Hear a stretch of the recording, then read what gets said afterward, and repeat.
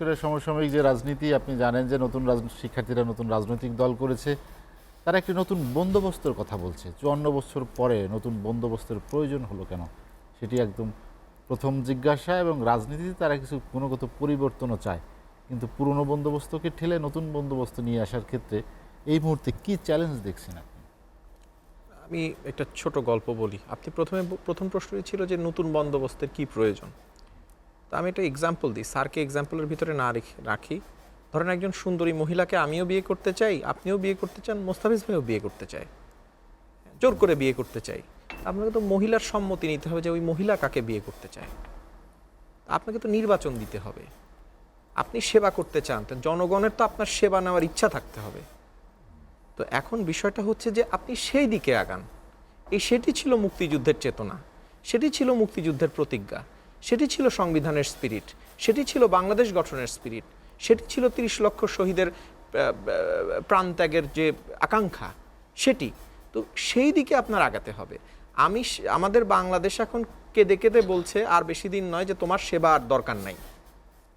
একটি নির্বাচনের তারিখ ঘোষণা করেন এবং প্রতিষ্ঠানগুলোকে সংস্কার করার যে তীব্র আকাঙ্ক্ষা নিয়ে, যে জনসমর্থন নিয়ে এই বিপ্লব সংগঠিত হয়েছিল, মানে কোটা সংস্কার আন্দোলন থেকে এক দফার দিকে গিয়েছিল, সেটি দিন দিন মুখ থুবড়ে পড়ছে।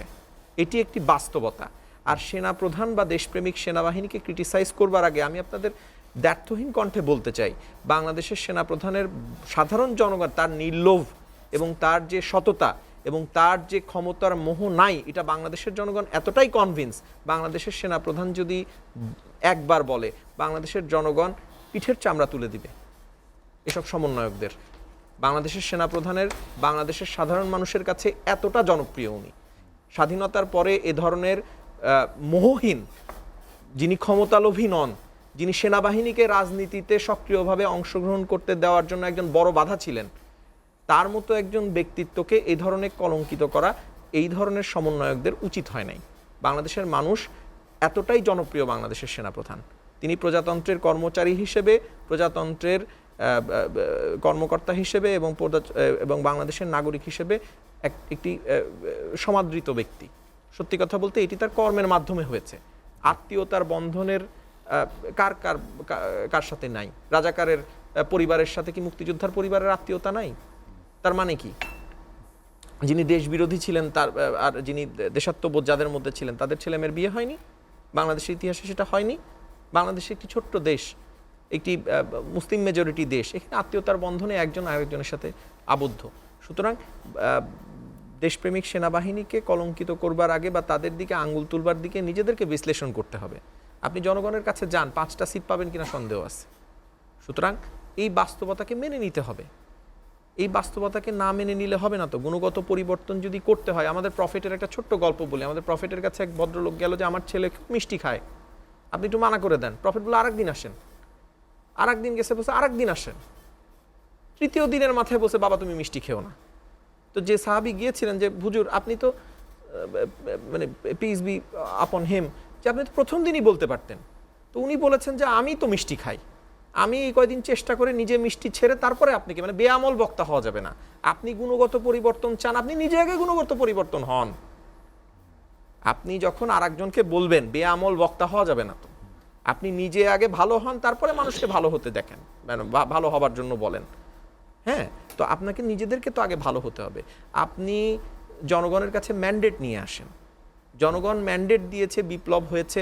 আপনি যদি বলেন যে দেখেন জামাতে ইসলামকে 2বার নিষিদ্ধ করা হয়েছে, পাকিস্তানে একবার জামাতে ইসলামকে পশ্চিম পাকিস্তানে নিষিদ্ধ করা হয়েছে, পাকিস্তান সুপ্রিম কোর্ট তাদের রেজিস্ট্রেশন, মানে যখন আইয়ুব খান রেজিস্ট্রেশন বাতিল করে, পাকিস্তান সুপ্রিম কোর্ট তাদের রেজিস্ট্রেশন ফিরিয়ে নিয়েছে, যে violation of the principle of natural justice without affording them the opportunity to be heard, the cancellation of registration of Jamaat-e Islami was illegal declared by the Pakistan supreme court. পরবর্তীতে বঙ্গবন্ধু সরকার যখন তাদেরকে আবার তাদের রেজিস্ট্রেশন বাতিল করে, সেটা আবার বাংলাদেশ হাইকোর্ট ফিরিয়ে দিয়েছে। আপনি যদি যে কোনো রাজনৈতিক দলকে নিষিদ্ধ করতে চান, তার একটি প্রক্রিয়া রয়েছে, একটি নিবন্ধিত একটি রাজনৈতিক দল, সেই প্রক্রিয়াকে অনুসরণ করেন।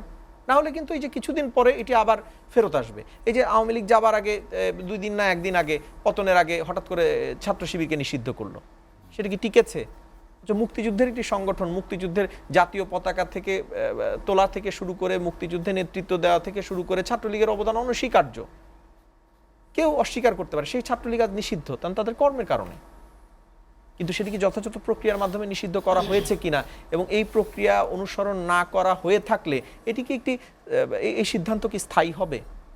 সুতরাং জনতার কাছে ফেরত যেতে হবে, জনতাকে। এবং এই যে গণতন্ত্র, সামাজিক ন্যায় বিচার, এই গল্পগুলো না, এই যে শব্দগুলো, এই শব্দগুলো কিন্তু ইটস ভেরি ইজি টু মানে understand, but very very difficult to, মানে ইটস ভেরি ইজি টু, মানে শুনতে খুব ভালো লাগে, মানে সহজ, কিন্তু এগুলো আত্মস্থ করা কিন্তু খুবই কঠিন। আমি একটা ছোট্ট গল্প করি। Ayub Khan, when he was the president of Pakistan, then he went to London.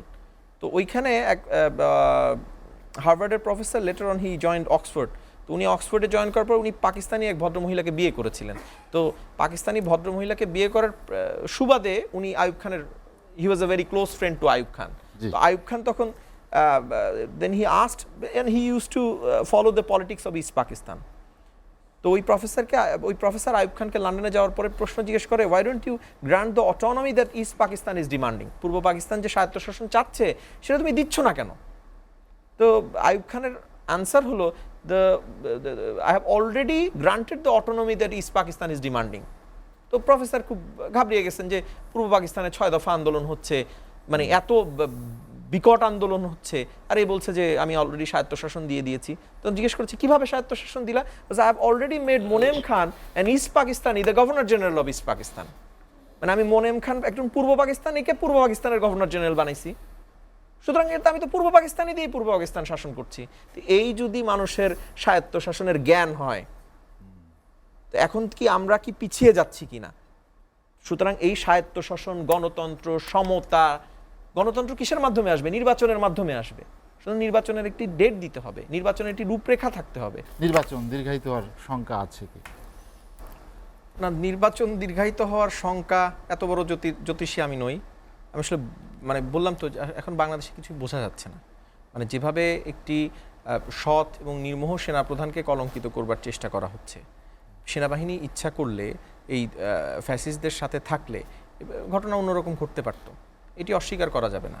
আপনি এখন বলতে পারেন আমি সশস্ত্র সংগ্রামের দিকে যাব, তো একজন মানে সশস্ত্র বিভিন্ন বাহিনীর সাথে আপনার নিরস্ত্র হিসেবে কতটুকু সশস্ত্র সংগ্রামে আপনি টিকতে পারতেন, এ বিষয়ে যথেষ্ট আপনার সন্দিহান হবার কারণ রয়েছে, ব্যাপার রয়েছে। আর আমি এর আগে কখনো দেখিনি সেই ৭১-এর মুক্তিযুদ্ধ, ৯০-এর গণ-অভ্যুত্থান, পরবর্তীতে বিভিন্ন সময়ে গণতন্ত্র পুনরুদ্ধারের আন্দোলনে ছাত্ররা কখনো ক্ষমতা শেয়ার চায় নাই। এবারই এটা আমার জন্য নতুন।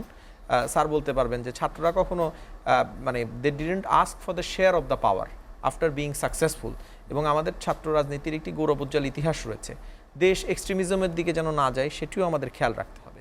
হ্যাঁ, এই যে মহিলা ফুটবল দল ফুটবল খেলতে পারছে না, সুতরাং বিভিন্ন জায়গায় বিভিন্নভাবে মহিলাদের উপরে বা নারীদের উপরে বিভিন্ন ধরনের আক্রোশ বা আক্রমণ দেখা যাচ্ছে। এটি নিশ্চয়ই আকাঙ্ক্ষা হতে পারে না, স্বাধীনতার আকাঙ্ক্ষা হতে পারে না। একই সাথে আমি যেটি বলতে চাই যে the world is moving towards aid two trade.